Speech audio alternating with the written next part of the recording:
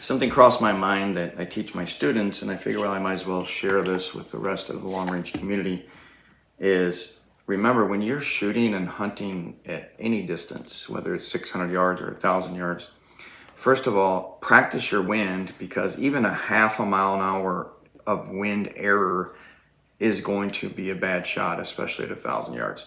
For instance, if we're shooting 1,000 yards, you can see we're at 28 minutes. This is a competition gun. Let me change this gun and put it like a 7mm. All right, so here's a 7mm, and you can see with no wind, we have to push left 0.8, and that's just because of spin drift and Coriolis. But let's put it a half a mile an hour wind, just 0.5. And you can see it's a minute. And if it was a 3 o'clock wind, it's different, it's only half, right? Remember, wind is not linear. Wind from the right gets rid of some of the spin drift and Coriolis. Wind from the left, spin drift and Coriolis is added to the wind. Again, I'll switch it to a 9 o'clock wind, and you can see the difference in wind holds. Wind is not linear. A lot of folks think it is. The other thing again is, let's make it a 1 mile an hour. So a 1 mile an hour error at 1,000 yards is 1.4 minutes. That's a lot, all right? That's like 14 inches of error, all right? And again, if it was a 3 o'clock wind, it's 0.2. Why is it so much less? Because your spin drift and Coriolis is deleting most of that wind. They're fighting each other, okay? So let's go back to a 9 o'clock wind. So just remember that. The other thing is, where is the wind coming from? That's extremely important. Let's use the clock. Let's make it an 11 o'clock wind. And you can see it's 1.15 MOA. Let's make it a 9 o'clock wind. It's 1.4 MOA.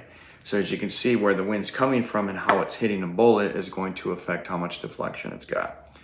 Now, last thing, and then I'll move on, is wind changes in my 40 years of doing this about every 3 to 6 seconds.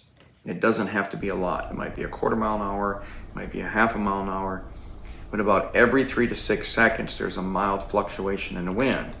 That's why we really prefer to use mirage and rain for reading wind, because you can physically see that fluctuation. Using a wind meter, not so simple. Most of the time you holding a wind meter up, you may hold it into direction of fire, direction of wind, let it do the calculation. By the time you get on a gun, it's been over 6 seconds. So the wind has actually changed.